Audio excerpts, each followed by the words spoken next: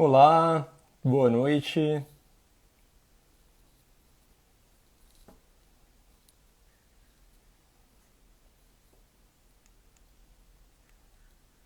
Olá, sejam bem-vindos, bem-vindas. Aí hoje vamos fazer a nossa quinta live do grupo do Proter.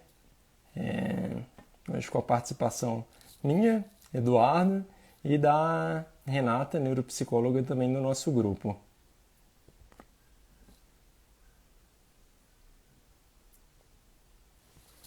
Um segundo.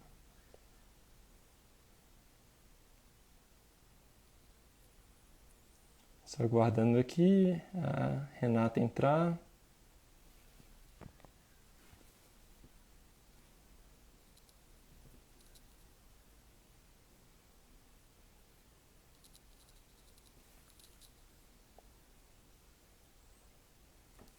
Hoje a gente vai fazer essa live com o tema de alterações comportamentais nas demências e como abordá-las sem ser da forma farmacológica, né? Quais são as intervenções não farmacológicas que a gente pode fazer para as alterações de comportamento na demência. Tem bastante coisa aí para a gente conversar hoje.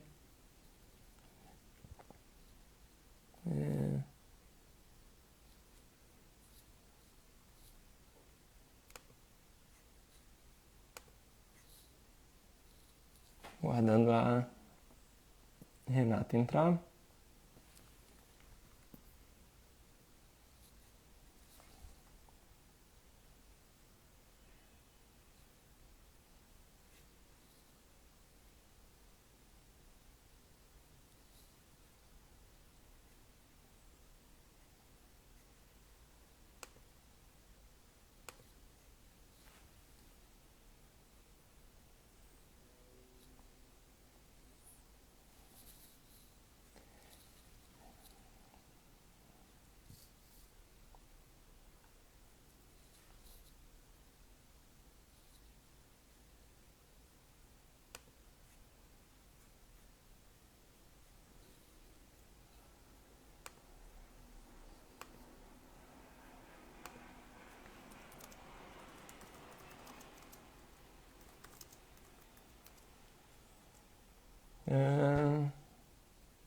Estou só aguardando a entrada aqui da... Isso, vamos lá.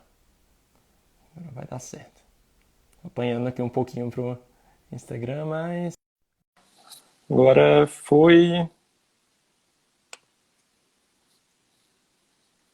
Eu?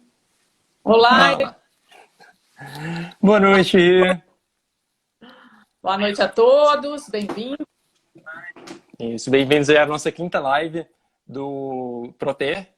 O Proter é o programa Terceira Idade, um dos grupos de pesquisa, assistência e estudos de saúde mental na terceira idade do Instituto de Psiquiatria da Faculdade de Medicina da USP. E hoje nós vamos conversar um pouquinho. Eu sou o Eduardo, sou psicogeriatra formado pelo Instituto de Psiquiatria da USP. E Renata, pode se apresentar? Eu sou neuropsicóloga, especialista em idosos e sou colaboradora do Proter já há muitos anos. Ótimo. Eu acho que está dando um pouquinho de eco. Tá, mas eu não sei por que. Tentando... Consegue, talvez... Ah, agora melhorou. Acho que já parou. E a gente decidiu hoje falar sobre essas alterações de comportamento nos quadros de demência e, inclusive, das abordagens não farmacológicas, porque a gente sabe que as demências são, hoje em dia, um dos grandes problemas de saúde mundiais. A população idosa está aumentando, né, no mundo inteiro, no Brasil e no mundo inteiro. E, inclusive, a prevalência global de demência é alta, né? A gente fala que a partir dos 65 anos, em torno de 7% da população tem algum quadro, né, demencial, algum diagnóstico de demência. E essa prevalência, inclusive, aumenta com o aumento de idade. Quanto mais idoso, maior a chance de ter um quadro de demência. E a gente vai falar principalmente voltado para a demência de Alzheimer, que ainda é a causa mais comum. Chega até 70% dos quadros de demência serem pela doença de Alzheimer.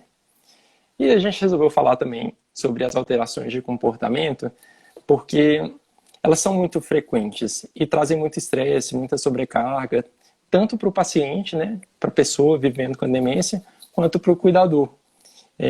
Tem estudos que mostram que até 95% das pessoas com demência em 5 anos apresentam pelo menos uma alteração de comportamento.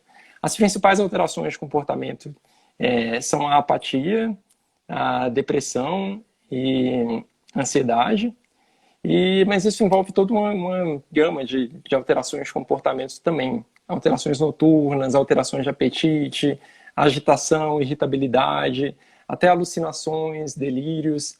Então, são muitas alterações que podem trazer algum tipo aí de estresse, tanto para a pessoa que está vivendo com demência, quanto para quem está cuidando dela.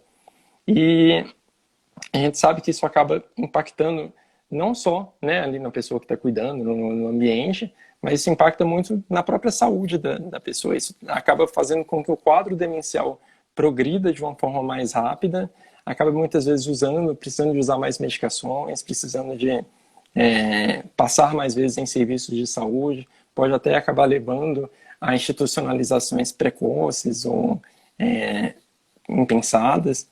Então, a gente vai falar um pouquinho sobre isso aí.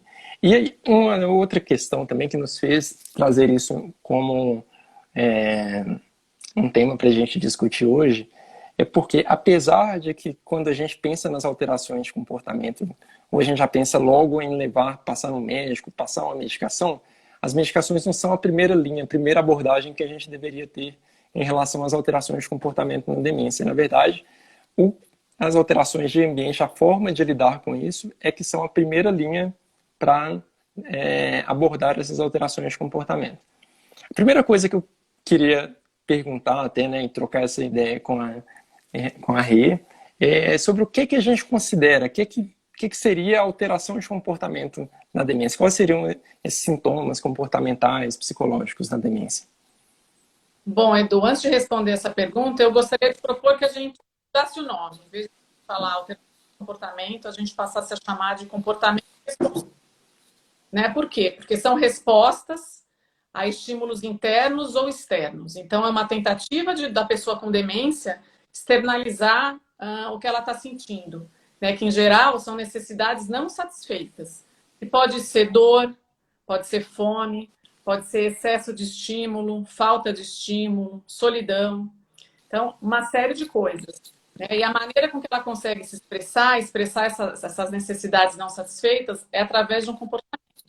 Então, se a gente pensar na doença de Alzheimer, existem alterações cerebrais e déficits cognitivos, então essas pessoas elas têm dificuldades de interpretar o ambiente, as relações, as informações que chegam, têm dificuldade para externalizar o que elas estão sentindo, e a maneira que elas conseguem passar essa informação é através do comportamento, né? E através desses comportamentos, às vezes são vistos como comportamentos errados, mas que, na verdade, é uma comunicação, é uma tentativa de comunicação. Tá? Então, e a partir do momento que eu passo a pensar em comportamento responsivo, passo a vê-lo como uma comunicação, né, eu passo a procurar a causa, o possível gatilho daquele comportamento, e isso faz com que a gente busque soluções e o tratamento mais adequado, né, o tratamento não farmacológico mais adequado. Então, como o Edu falou, na verdade, a primeira linha são as intervenções farmacológicas. A gente só vai pensar em medicamento no primeiro momento se o paciente estiver colocando a vida dele em risco. Caso contrário, não. Entendi. Seria uma mudança de perspectiva até, né? Tentar entender essa alteração de comportamento até pelos olhos da pessoa que está vivendo, né, com a demência. Uhum. Então, tentar ver, se colocar no lugar dessa pessoa com demência e tentar ver o mundo com os olhos dela. Né? Então, não adianta, se uma pessoa tem uma dificuldade muito importante de memória recente e não lembra, por exemplo, que foi em determinado lugar, não adianta eu ficar discutindo com ela e brigando e falando que ela foi, se ela não lembra daquilo. Né? Isso só causa irritabilidade. Né? Isso é um dos muitos exemplos que a gente pode pensar nessa dificuldade cognitiva, né? Que causa essa irritabilidade no final, causa esse comportamento irritável por conta dessa dificuldade de interpretar o que está acontecendo e de se expressar também. Sim, até porque eu entendo assim, acaba ficando muito simplista, né? Falar assim, olha, o paciente está com uma alteração de comportamento, então tem que ir no médico e dar um remédio X. Uhum. Quando você me fala, né, dessa forma de mudar essa perspectiva e tentar entender o que a pessoa está tentando comunicar, isso acaba implicando até uma abordagem, um tratamento não farmacológico mesmo, muito mais personalizado, né? E aí não resolve, porque assim, primeiramente, então, quando a gente observa, quer ver se a gente observa uma alteração de comportamento abrupta, né? Uhum, Pensar num primeiro momento uma causa física, né? Pode ser uma dor de dente. Se a gente pensa numa doença de Alzheimer em estágio mais moderado, mais grave, dependendo das dificuldades cognitivas, se a pessoa não consegue verbalizar, tem que ser investigado, né? E se eu não investigar e medicar, não vai resolver a dor de dente, por exemplo, não vai resolver uma infecção urinária, não vai resolver a solidão, não vai resolver os estímulos do ambiente que estão errados e precisam ser modificados, né? uhum. Eu ia até puxar nisso, assim, quais são as principais causas, né? Pegando até dessa perspectiva da pessoa com demência, que são geralmente as principais causas que a gente... E até que você percebe, você que lida muito com isso, né? Eu acho que uma das coisas mais importantes, que às vezes as pessoas não se dão conta, é a ociosidade. É a pessoa passar o dia inteiro sem estar engajada em atividade significativa alguma. Existem vários estudos, inclusive, que mostram que as pessoas com demência passam mais da metade do dia sem estar engajada em absolutamente nada. Né? Eu acho que a gente tem que tentar se colocar no lugar dessa pessoa. Se a gente ficar o dia inteiro ocioso, como é que a gente vai estar no final do dia? Né? Isso continua sendo verdade para as pessoas que têm demência. Não é porque elas têm demência que elas não têm mais essa sensação. Né? Outra coisa, um estímulo errado, uma atividade proposta que é errada, ou é muito boba, ou ela é muito complexa e a pessoa não consegue realizar, isso também pode causar alteração de comportamento. Né? Solidão, medo, alguma dor, como eu já falei anteriormente. Então, essas são as principais causas, né, de alteração. Sim, acho que a Tatiana até comentou aquilo ali, né? Se isso pode estar relacionado com esse esgotamento aí ao longo do dia. Não só do esgotamento do própria pessoa vivendo com demência, mas às vezes até do esgotamento do cuidador. E isso até, a gente falou, né? A gente está vendo a alteração do comportamento sob a perspectiva da pessoa com demência. Mas muitas vezes essa alteração chega sob a perspectiva do cuidador. E se o cuidador está muito esgotado, está muito cansado, estressado, aquilo vai tomar uma proporção muito maior. E mais, ainda aumenta a chance dele não saber lidar com aquela alteração e aquilo Aí vira uma bola, escalar, né? né? Aí você está Sim. estudado para conseguir identificar e para conseguir tratar e agrava ainda mais a alteração de comportamento. Uhum. E inclusive isso, né, na sua prática, assim, no dia a dia, de uma forma geral, o que são as principais alterações que a gente acaba vendo, o que a gente tem de mais comum, assim, nos quadros demenciais em geral? No geral, assim, a gente pode falar dos 4 S's na doença de Alzheimer, né? Que é apatia, agitação, agressividade e ansiedade. Uhum. Mas muita família e os cuidadores relatarem alguns comportamentos que incomodam, né, no dia a dia, como perambulação, né? Paciente que não consegue ficar muito sentado e anda o dia inteiro. As perguntas repetitivas, então repetir muitas vezes a mesma pergunta, contar muitas vezes a mesma história no dia a dia, resistência para ir tomar banho, resistência para cortar unha, às vezes a palavra na ponta da língua, a pessoa não consegue se comunicar e fica muito irritada. Então, acho que essas são as alterações de comportamento mais comuns que são relatadas. Mas aí eu acho importante a gente falar o seguinte, que nem toda alteração de comportamento precisa ser tratada, né? O que você acha? Uhum. Será que Eu concordo completamente. É isso que você está falando, por exemplo, né? Da pessoa que começa a repetir muito as perguntas. É fácil perceber como que isso pode tomar, né, ou um tom de normalidade mesmo, se o cuidador estiver descansado, o cuidador tiver um bom vínculo com aquela pessoa, e ela souber lidar, e ela até falar, olha, eu dou conta aqui de responder 100 vezes a mesma pergunta, porque hoje eu estou muito bem, estou muito tranquilo. Ao mesmo tempo, se o... Sim. falar? Ao mesmo tempo também, se ela está muito nervosa, muito estressada, passou já o dia, né, já está muito esgotada e a pessoa está ali insistindo na mesma pergunta, ele explode e não dá conta de responder. Né? Precisa se esconder, precisa sair, mudar de ambiente, às vezes até ficar longe da pessoa com demência porque não está dando mais conta de responder. Então isso... eu tenho algumas coisas para pontuar em relação a isso, a perguntas repetitivas. Primeiro, assim, faz parte do processo da investigação de alteração de comportamento, eu gosto de pedir para os cuidadores fazerem um diário e anotarem os comportamentos, né? Quantas vezes ele acontece, ver se conseguem relacionar ele com alguma coisa prévia, pós o comportamento acontecer, como é que a pessoa age. E com relação a isso, quantas vezes, né? Porque assim, quantas vezes é muito? No dia que eu estou estressada, 3 vezes a mesma pergunta pode ser muito. E o dia que eu estou tranquila, a pessoa pode perguntar 100 vezes, né? E o que é muito para você. Então é importante a gente ter esse relato. Sim. Mas a gente sabe que, assim, uma coisa é eu estar com o paciente 1 hora por dia, outra coisa é eu estar com o paciente 24 horas por dia. Então, assim, as perguntas repetitivas cansam. Então, a minha proposta é, quando essa pergunta vier, retornar essa pergunta para a pessoa, para a gente descobrir por que ela está acontecendo. Às vezes a gente pode se surpreender, porque, por exemplo, a pessoa pode estar perguntando repetidamente, que horas que a minha filha chega? E você pode retornar essa pergunta para ela e responder. Ah, ela vai chegar depois do jantar, porque ela sempre chega essa hora. Então, o que você descobre com isso? Que, na verdade, não é uma deficiência de memória. Ela está repetindo a mesma pergunta porque ela quer o contato, ela quer uma conexão, ela quer falar com você, ela quer atenção, né? E, às vezes, pela essa dificuldade cognitiva, o que vem são essas perguntas repetitivas, ou que, às vezes, são histórias inventadas, confabulações, enfim. Né? Mas aí a gente está descobrindo por que isso está acontecendo. E aí a gente consegue buscar uma solução. Se a necessidade é afeto, contato, atenção, a gente vai dar isso de uma outra forma, não respondendo essa pergunta. E aí a gente vai inibindo esse comportamento. Né? Agora, se a pessoa te responder que ela não sabe a resposta, ela não sabe quando a filha chega, porque se ela soubesse, ela não teria perguntado, aí a gente chega à conclusão que é uma deficiência de memória recente mesmo, e aí a gente vai buscar soluções, né? Um auxílio externo, onde essa informação esteja ali, ela não precisa perguntar para o cuidador o dia inteiro. E a gente treina para ela conseguir obter essa resposta. Né? Então, existem formas de a gente investigar o que está acontecendo, né, para buscar uma solução. Né? Para isso, a gente precisa... É uma necessidade de atenção, é uma dificuldade de memória importante. Né? Agora, se eu pensar... Isso são perguntas repetitivas. Agora, se eu pensar, por outro lado, em pessoas que...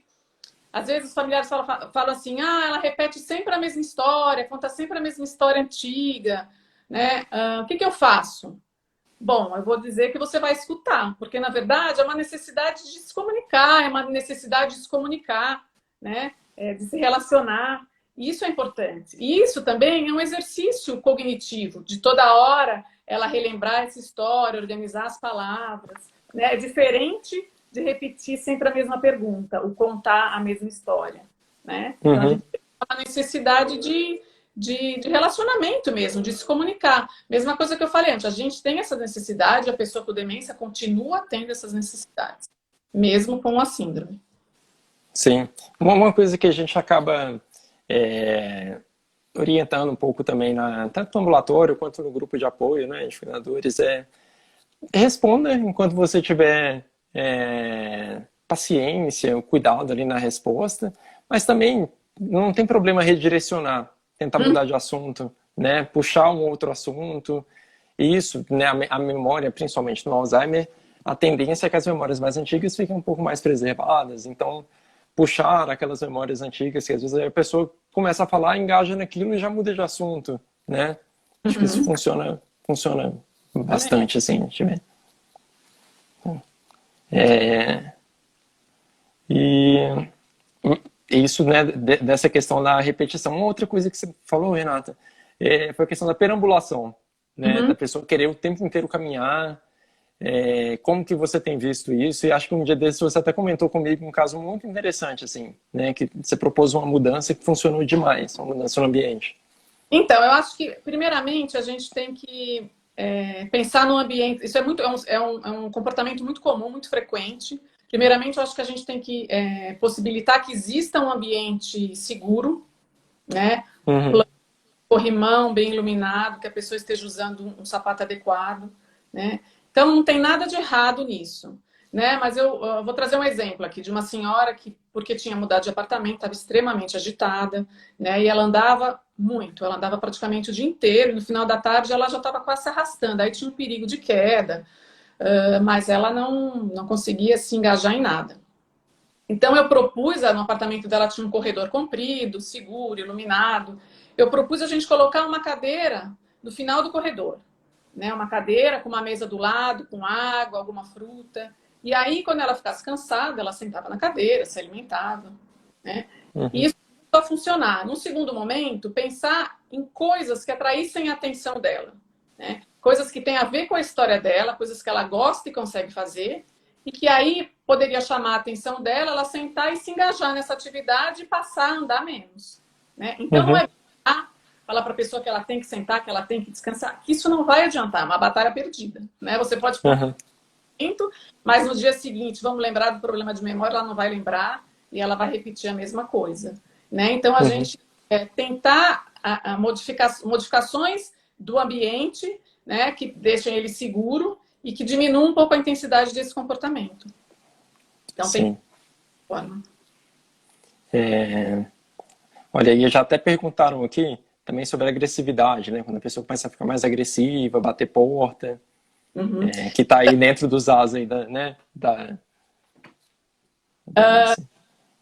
Aí, assim, para alteração de comportamento, como para a maioria das coisas, não existe uma receita de bolo pronta, né? Então, a gente tem que pensar nas causas. Lembra que eu falei de comportamentos responsivos? Então, assim, essa pessoa está agressiva por quê? Então, a primeira coisa que a gente tem que fazer, o primeiro exercício, é se perguntar por que esse comportamento está acontecendo?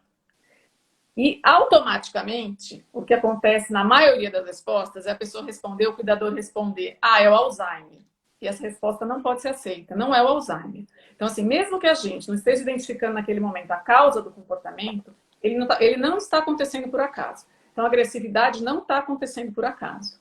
Tá? Então, a gente tem que investigar o que está gerando essa agressividade, né? E aí, passa a questão de conhecer a pessoa, de conhecer bem a pessoa.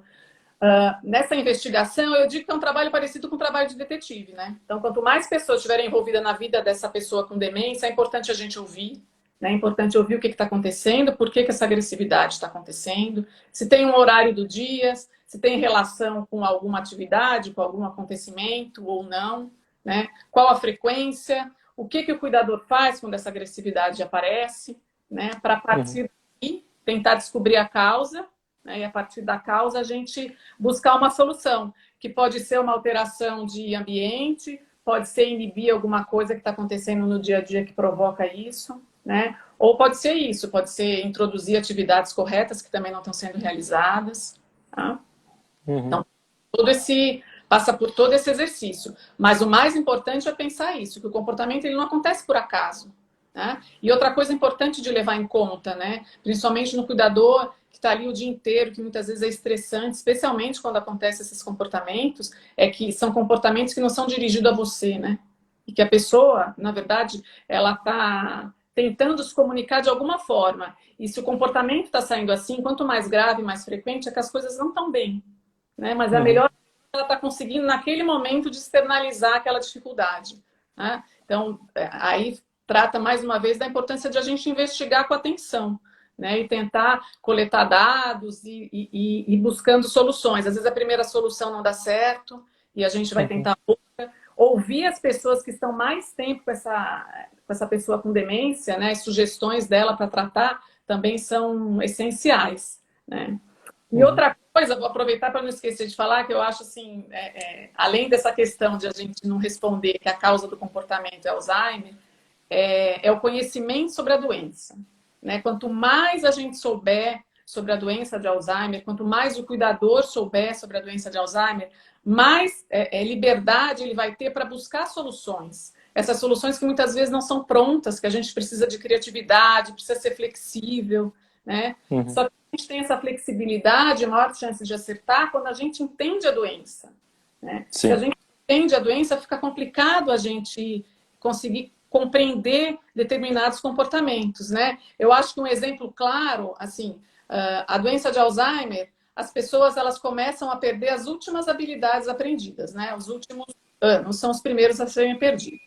Então, vamos imaginar, acho que esse exemplo é bem claro. Vamos imaginar uma senhora de 80 anos e começa a não querer mais ir no banheiro, não entrar mais no banheiro dela, começa a ter medo, ser resistente, né? E aí, quando você pergunta para ela isso, por que isso está acontecendo, que é outra forma também de investigar, porque às vezes a gente se surpreende, porque a pessoa tem uma resposta bem clara do que por que aquilo está acontecendo, né? E às vezes ninguém pergunta para ela. E ela pode falar que ela não está entrando no banheiro porque tem uma pessoa lá, tem uma velha lá no espelho que fica olhando para ela. Então ela não vai. Por que isso está acontecendo, né? Porque para ela não tem 80 anos, para ela tem 30. Então aquela idosa lá dentro é alguém que está espiando ela e ela não vai com uma estranha no banheiro. A partir do momento que eu entendo o que acontece com a demência, eu vou alterar o ambiente, que é uma coisa simples. Se o banheiro for só dela, eu posso simplesmente tirar o espelho. Se for um banheiro de uso comum, eu posso tampar o espelho com uma toalha lá que ela entra. O que vai acontecer? O comportamento não vai existir mais. Né? Ele pode voltar a existir o dia que ela for no banheiro de uma outra pessoa que tem espelho. Né? Mas eu digo isso por quê? Esse exemplo por quê? Porque se eu tenho conhecimento sobre o que acontece com a cognição, né, eu consigo entender uma série de comportamentos, né, que fazem sentido se a gente consegue olhar o mundo com os olhos de quem tem essa dificuldade, né? Com os olhos de quem tem dificuldade. Sim, isso a gente até conversou um dia desses, né? Que eu costumo falar que o Alzheimer, né? O Alzheimer é uma deficiência da memória, né? Se eu estou falando de um quadro demencial, eu estou falando de alguma deficiência cognitiva que aquela pessoa passou a ter. Então, se é um quadro de Alzheimer, vai ser uma deficiência da memória. Do mesmo jeito que se eu estivesse lidando com uma pessoa com uma deficiência visual, eu não vou falar para ela, olha, tenta enxergar, tenta ver isso aqui, não é possível que você não está vendo isso aqui. Eu não vou virar para a pessoa com Alzheimer e falar, olha, mas não é possível que você não está lembrado disso que eu te falei para fazer. Eu já te falei 1000 vezes que é para fazer isso. Né? Se a gente consegue mudar um pouco essa perspectiva, né, entender dessa forma, acho que fica mais fácil até de ser criativo na hora de tentar propor uma mudança ou tentar abordar de alguma forma diferente, né? Exatamente. Exatamente. E bastante coisa. Acho que eu queria até te perguntar uma coisa que você falou brevemente.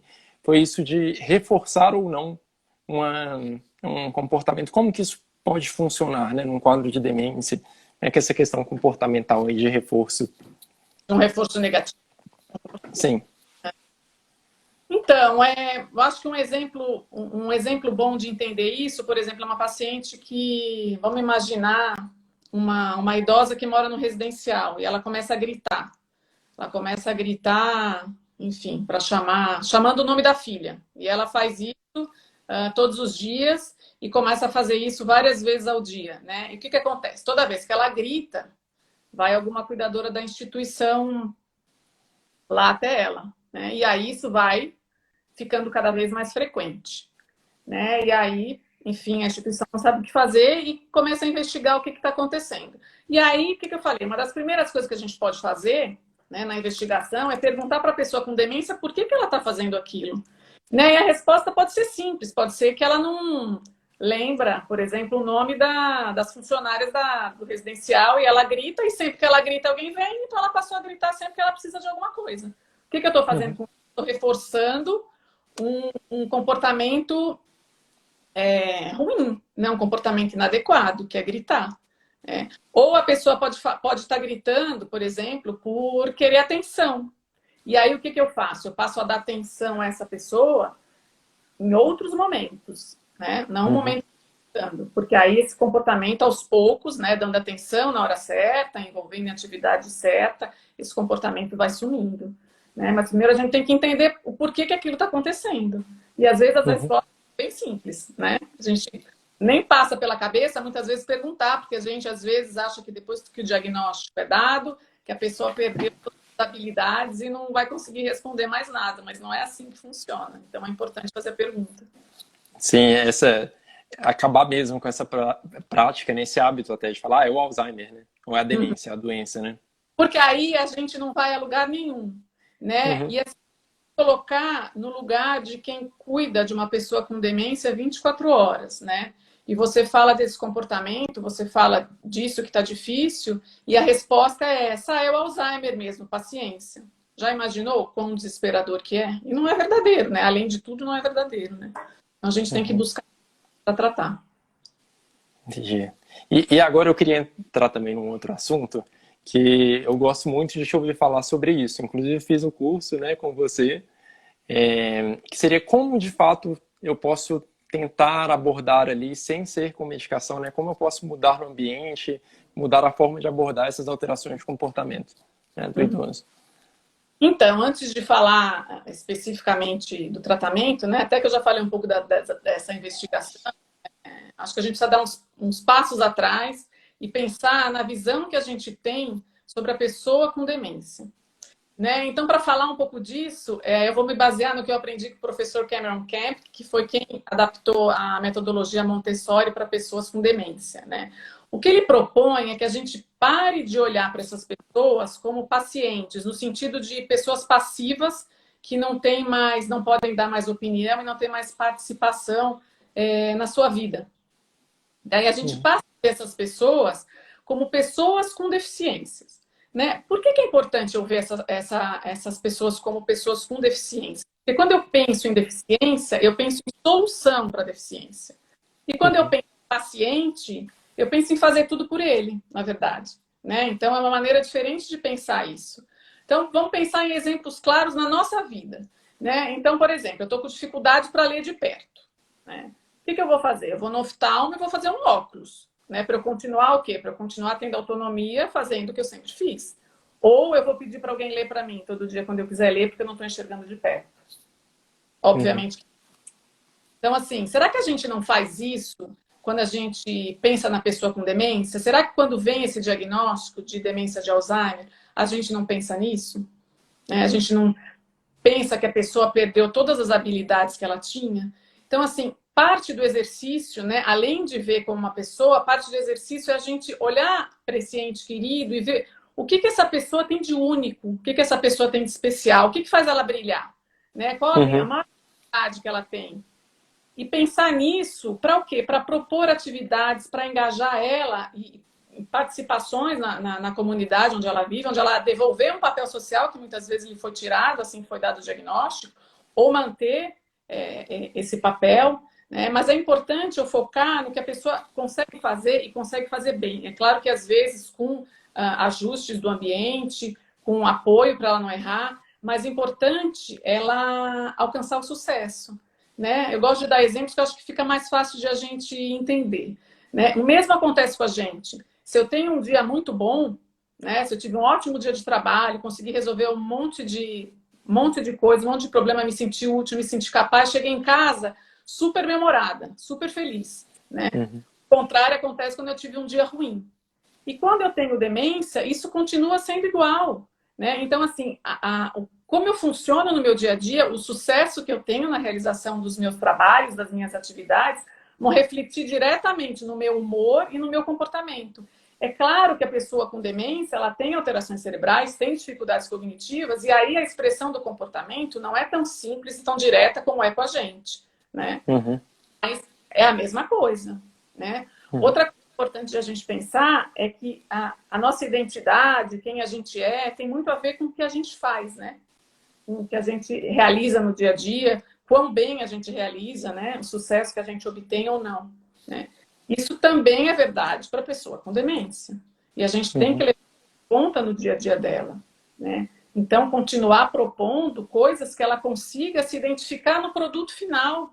Né, que ela consiga ensinar um neto a fazer uma coisa que ela tem uma super habilidade. Não é um neto apresentar alguma coisa que ele aprendeu na escola.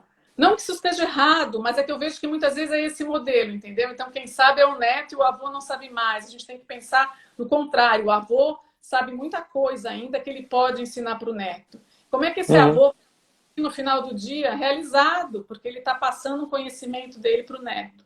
Né? Então, esse olhar diferenciado, né, faz com que a gente pense em atividades certas para aquela pessoa, que tenham a ver com a história de vida, com as habilidades daquela pessoa. Então, as atividades propostas têm que ser individualizadas mesmo.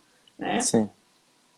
E aí eu penso em engajamento. Né? Engajamento nessas atividades. Engajamento para pessoas com demência é tratamento. Né? É importante a gente pensar. Né? Então, parte do tratamento desses comportamentos responsivos é a gente engajar essas pessoas em atividades significativas no dia a dia dela. Né? Ela ter participação no ambiente onde ela está. Né? Continuar tendo. Né? E é claro medida que a demência vai evoluindo, a gente vai precisar fazer adaptações às atividades que são propostas, vai ter que aumentar o auxílio, o ambiente vai ter que ser mais adequado para ela continuar conseguindo ter um bom resultado. Uhum. E isso, uma vez, inclusive, falou pra gente, né? A atividade ela tem que ser assim, simples o suficiente para que não cause uma angústia, para que o idoso não se frustre tentando fazê-la, mas também não pode ser simples demais que ele ache aquilo sem graça, ou que ele não consiga, assim, que ele não engaje naquilo, né? Que não faça diferença para ele. Eu costumo falar assim, que ela não pode ser simples demais, que a pessoa nunca possa errar, e nem complexa demais, que ela nunca alcance o sucesso, né? Uhum. Exercício bom é a gente pensar também, se eu estou achando aquilo muito bobo, é porque deve ser bobo mesmo aquela atividade, então vamos pensar em coisa. Uhum. Uma boa pergunta para a gente fazer para a gente mesmo. Uhum. E isso entra muito naquilo de não existir receita de bolo, né? E Por exemplo, se para, às vezes, uma pessoa com demência, esses livros de colorir, por exemplo, vai ser uma ótima atividade, vai funcionar ali para ela. Por outro lado, vamos supor, aquele idoso que nunca gostou de desenhar ou de colorir alguma coisa, e eu quero que ele fique 1 hora sentado na minha frente colorindo um livro de desenhos, né? Aquilo não faz sentido para ele, né? eu posso ter um grupo de idosos com a mesma idade, com o mesmo diagnóstico, mas que têm histórias de vida completamente diferentes, pessoas com Uhum. habilidades completamente diferentes, né? Uhum. Por isso é importante pensar em cada um, né? Não que nunca vai poder ter alguma atividade em grupo, né? Uhum. Muito claro, pode, às vezes pode até uma pessoa com habilidade coordenar até um grupo de Uhum. outras pessoas com doença de Alzheimer, que também é possível, sendo treinado, tendo o material adequado. Uhum. Então, Isso, outra questão também, que por outro lado já apareceu, né, na minha prática também, foi de uma paciente com Alzheimer e a filha, no início, até tentando estimular, né, contratou uma pessoa para vir todos os dias fazer exercícios. Mas era exercício assim, era praticamente provas que ela chegava e fazia. E aí, ou era uma coisa muito boba, a ponto da pessoa achar aquilo ridículo, né, pensar assim, nossa, eu aqui, né, com, sei lá, meus 65 anos, estou tendo que sentar e fazer uma prova de matemática, né? Não faz o menor sentido. E por outro lado também, quando já era muito difícil, aí que piorava e aí acabavam aparecendo mais sintomas depressivos, né? A pessoa ficava muito frustrada. a pessoa fica irritada no fim do dia, né, com isso, com o estímulo errado. Outra coisa que às vezes irrita muito, que é importante falar também, por exemplo, a pessoa está com dificuldade, tanto muitas vezes para compreender como para se expressar. Às vezes ela compreende bem, mas ela tem uma dificuldade para se expressar, né? Uhum. E as pessoas, é claro que por falta de conhecimento, mantêm o mesmo padrão de conversa, de pergunta e o mesmo modelo de visita. Eu acho que visita é um exemplo bom para isso, né? Uhum. Vai visitar a mãe e aí aquele papo no sofá, tudo bom? Como é que vai? O que que fez? Perguntas abertas, que às vezes a pessoa não consegue mais responder. E aí o que que acontece muitas vezes? Aí a pessoa com demência vai se trancar lá no quarto, vai se isolar. E a filha vai embora triste porque ela correu para chegar na casa da mãe para poder visitá-la e a visita não deu certo, né? Então a gente tem que mudar um pouco esse modelo, né? Então, assim, Uhum. perguntas mais fechadas, perguntas com opções, onde ela possa decidir falar sim ou não. E outra coisa importante, sair um pouco do verbal, né? A gente às Uhum. vezes se prende muito a isso, mudar um pouco de modelo. Então, um exemplo simples: chegar com um buquê de flor e propor para colocar as flores no vaso, né? Chegar com uma receita nova, vamos fazer essa receita nova comigo. Ah, minha mãe não gosta de cozinhar, nunca gostou, nunca teve habilidade. Mas ela lê, ela pode ler a receita para você enquanto você faz, por exemplo. É Uhum.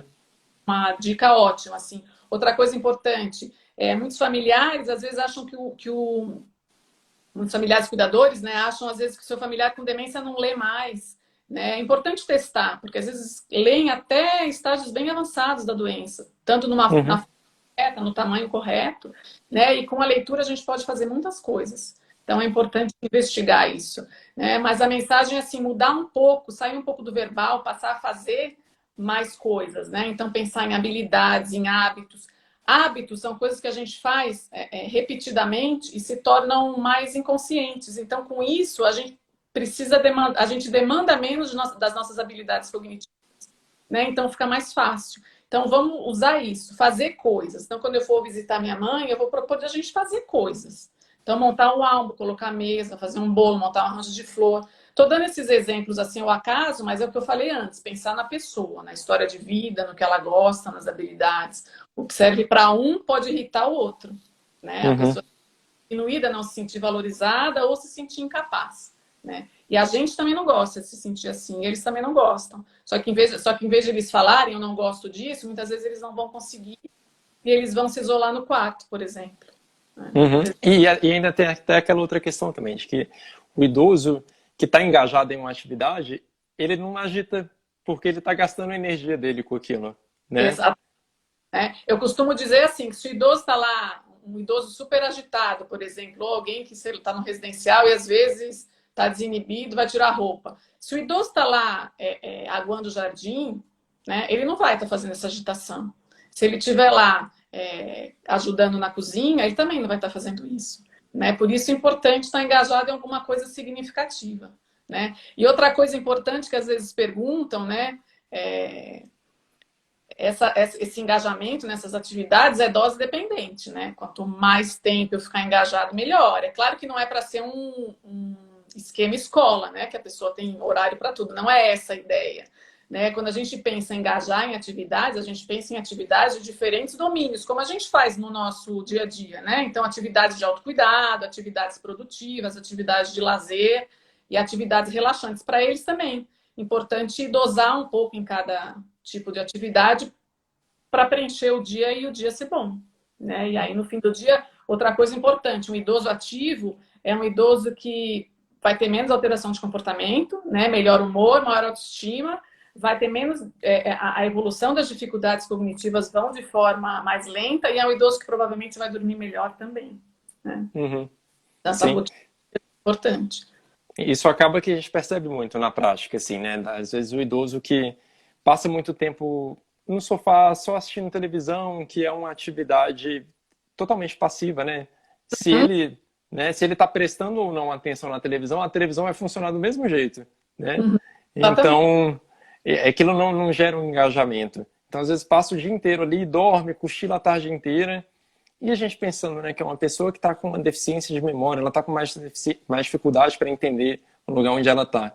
No que aquilo começa a escurecer, anoitece, ela já passou o dia inteiro Uhum, inativa, né, sem gastar aquela energia dela, chegou ali à noite, que fica mais difícil até de compreender o espaço que ela está, né, que a clareza, né, nas informações é um pouco mais deturpada, e aumenta muito a chance desse idoso agitar. E aí, que hora que ele vai agitar? Ele vai agitar lá no final da tarde, começo da noite, que é bem a hora que o cuidador está querendo descansar, né? Que a pessoa que está junto está querendo descansar. E isso vira uma bola de neve, né? uhum. Exatamente. Então, às vezes, quando a pessoa, num primeiro momento, né? Claro que sempre pensando em fazer o melhor, assim, super protege e às vezes tira um monte de atividade desse idoso, ou às vezes o cuidador que está com pressa, não, eu vou fazer porque é mais rápido eu fazer e resolver.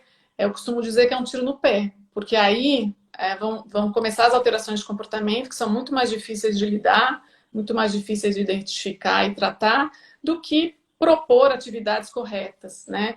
Outra coisa importante e uma dica boa é a gente pensar que um ambiente rico, onde as coisas estejam à vista e à mão dessa pessoa com demência, né? Porque Uhum, aí alguém o dia inteiro para fazer, alguém pode falar assim, mas eu tenho um monte de coisa para fazer, eu não posso ficar propondo atividades para ele o dia todo, né? Mas por uhum, exemplo, a pessoa que gosta de trabalhos manuais, gostam de tricô, às vezes a gente vai ver que na casa tem tricô, assim, tá lá dentro da gaveta.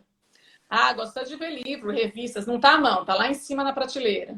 Né? Às vezes eu vou em uhum, residenciais que tem uma biblioteca linda e os livros estão tudo no armário trancados. Né? Então, não adianta, tem que estar à mão. Né? E para propor uma atividade que tem a ver com aquela pessoa, tudo que ela vai precisar, é bom que estejam todos juntos.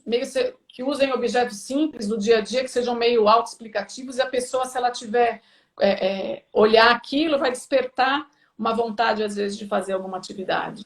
Né? Então, para quem está apático, né, esse ambiente rico em estímulo, o estímulo correto, é muito bom. Acaba uhum, ajudando um pouco a iniciar alguma coisa. Né? Esse idoso está apático, ele não consegue ir atrás, né? Abrir um armário, abrir a gaveta para ver o que ele pode fazer. Mas se uhum. ele tem a ver com ele, que ele gosta de fazer, aquilo pode ser o início de engajamento numa atividade e às vezes não precisa nem ter ninguém ao lado dele, ele pode fazer aquilo sozinho, né? Uhum. Então, estar num ambiente atrativo vai um pouco por aí também, né? E aí a pessoa precisa estar, o cuidador não precisa estar o tempo inteiro ao lado fazendo as coisas com ele. Uhum. Como que eu posso, né? Como que a gente pode orientar mudanças ou até acessibilidades diferentes, né, no ambiente ou estações de engajamento, né? Como que eu posso estimular esse engajamento para a pessoa com demência? Então, eu dei esse exemplo assim de a gente criar, né, essas estações de atividade que pode funcionar numa instituição de longa permanência, no residencial ou numa casa, né? O lugar que o idoso mais frequenta, né? Então, que aquilo fique à vista, chame atenção. E assim, eu digo que tem que ter paciência, as mudanças elas não acontecem da noite para o dia, né? Então, por exemplo, às vezes uma senhora que eu atendo que trabalhou com decoração. Então, por exemplo, eu falo, olha, chegou esse livro novo de decoração, vamos ver juntas? Não quero. Eu posso sentar do lado dela no sofá e começar a folhear. E aí eu percebo que ela está olhando o livro junto comigo. Ela não fala nada, mas ela está olhando. Depois eu fecho o livro e coloco na mesa de centro da sala. Dali a 5 minutos ela vai lá e pega o livro sozinha, né? E ela está vendo o livro. Então, assim, eu tenho que dar esse tempo. Esse tempo que às vezes não ela não vai responder na hora, ela pode falar que ela não quer, né? Como às vezes alguém que está participando de um grupo, que mora numa instituição, num primeiro momento não quer participar do grupo, mas ela pode assistir, ela pode só assistir. Num segundo momento ela participa, né? Ela pode participar 5 minutos só. Ela pode não responder, mas no final da atividade ela dá um sorriso para você. Tá?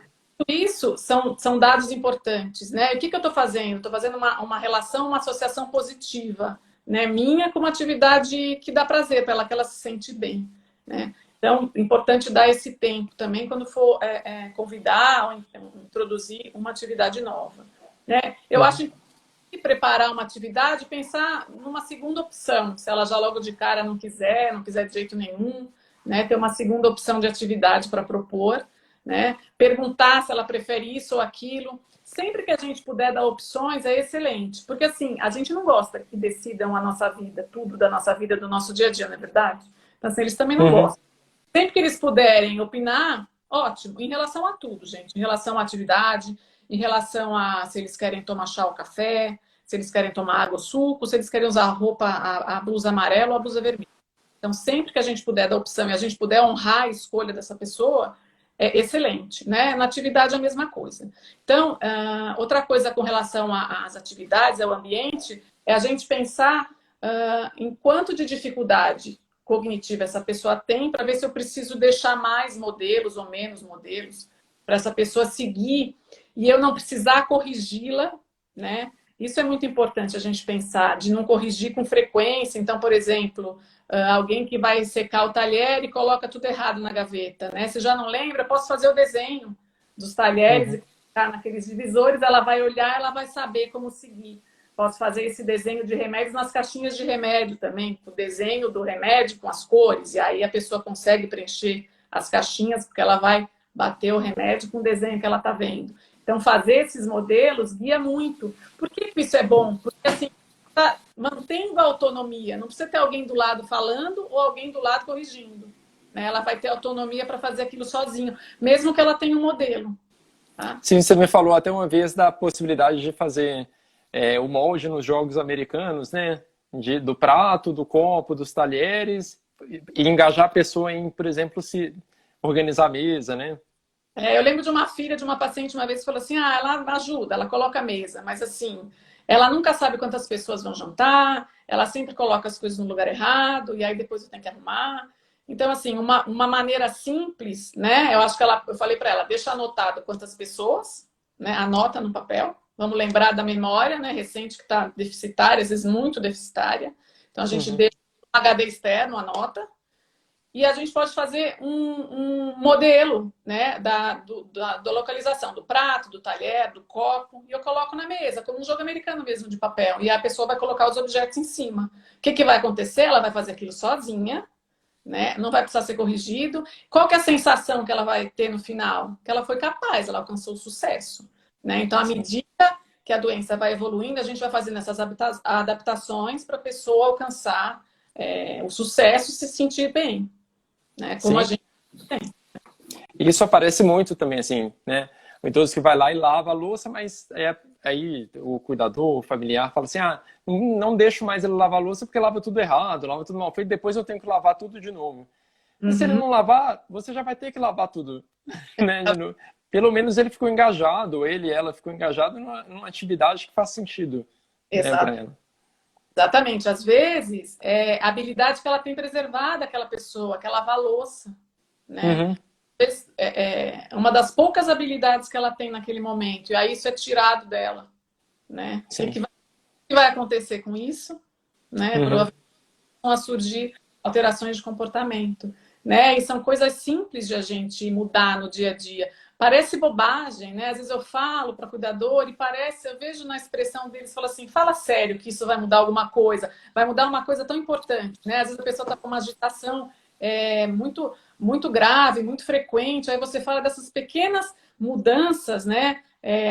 Nas atividades, no engajamento nas atividades, na proposta, em como convidar essa pessoa, em como pedir ajuda para essa pessoa, e às vezes parece que eles não acreditam muito, mas assim, funciona, né? As mudanças vão acontecendo, é claro que a gente não vai mudar tudo do dia para a noite, né? Outra coisa importante é do que a gente não falou, é assim, tem pessoas que têm mais de uma alteração de comportamento, né? Mas é importante a gente escolher uma alteração por vez, né? Um comportamento responsivo por vez para tratar. Aquele que está mais difícil, que a gente acha que está causando sofrimento para o paciente, que está sendo muito estressante para o cuidador, né? Pensar um de cada vez. E pensar se realmente, né? Ele, como a gente já falou antes, ele precisa ser tratado ou não, né? Às vezes precisa de um ajuste muito fino. E tem uhum, coisas, tem comportamentos, né? Que eu acho importante fazer essa reflexão também. Incomoda quem, né?